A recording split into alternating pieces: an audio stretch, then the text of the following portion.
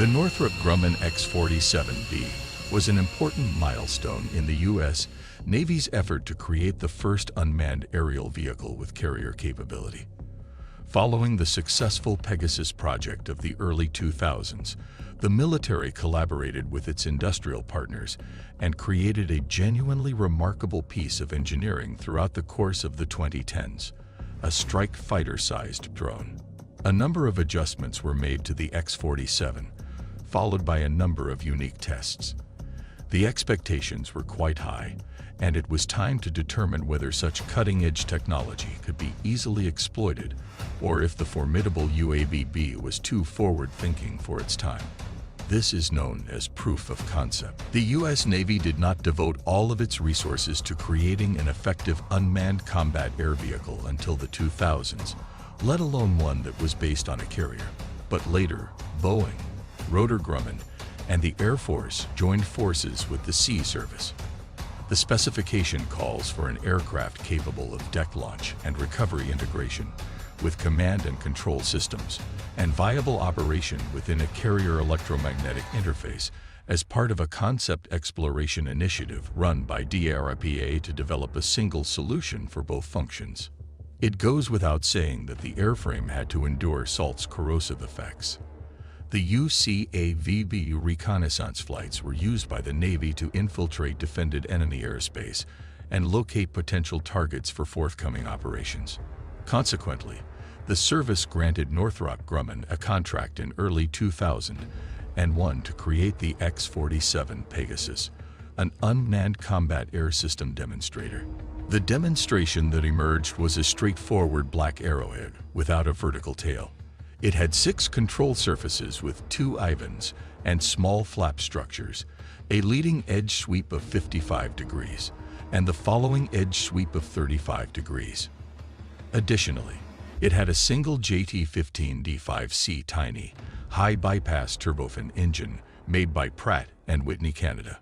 The aircraft was outfitted with 2 weapons, even though the flying test program did not entail weapon delivery. Bays with the capacity to operate a mock bomb weighing 500 pounds.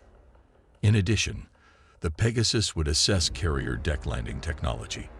However, the collaboration came to an end in 2006, and each service moved forward with its own initiatives. As a result, the Navy decided to move through with Northrop Grumman's development consistency proposal. A full-size technology exhibiting UCAV was created after the proof of concept demonstration. To conduct more accurate tests, it was exactly the same size and weight as the intended operational aircraft. The X-47B will also have a full weapons bay to accommodate current missiles. The X-47 effort, which began in late 2000 and lasted nearly a decade, was carried out by the Sea Service.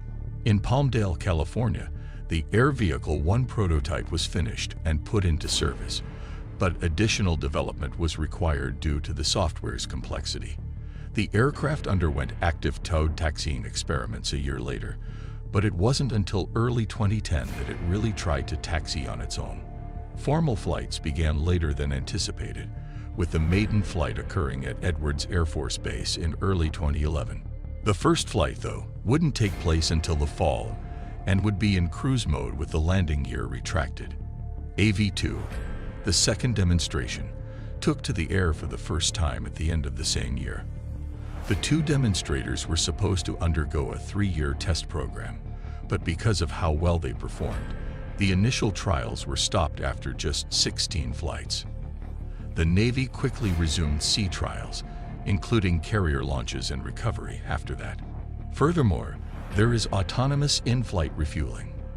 The models were eventually updated with software and aerial refueling hardware for the following stages. Notably, they never carried weapons. The biggest issue for the engineer was to combat the corrosive effects of the maritime environment on the exposed surface of the vehicle as the test crew proceeded to perfect the remote control procedures needed for proper routine functions equivalent to a flown aircraft. The business tried a wearable remote control system at the beginning of 2012 that let ground employees manually guide the drone along the deck. The model then started experiencing high-intensity electromagnetic interference around halfway through the year. When their numerous radars and systems are activated, aircraft carriers may be the surface ship with the most complex electromagnetic environments.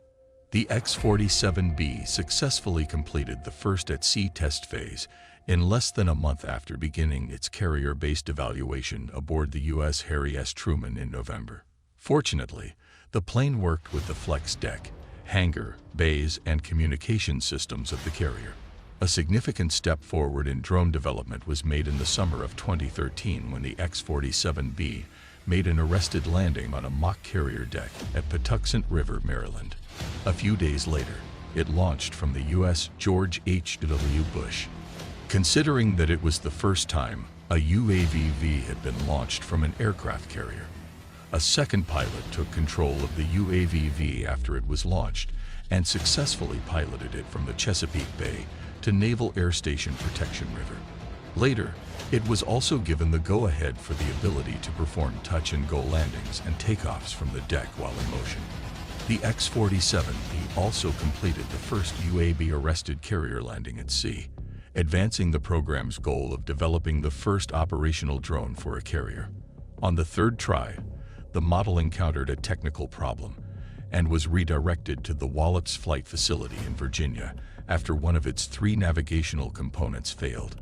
The remaining 2 discovered the issue and informed the operator, who proceeded according to protocol and called off the landing attempt. The accident ultimately demonstrated the drone's dependability and autonomy, or true flight. We appreciate you viewing Dark Skies.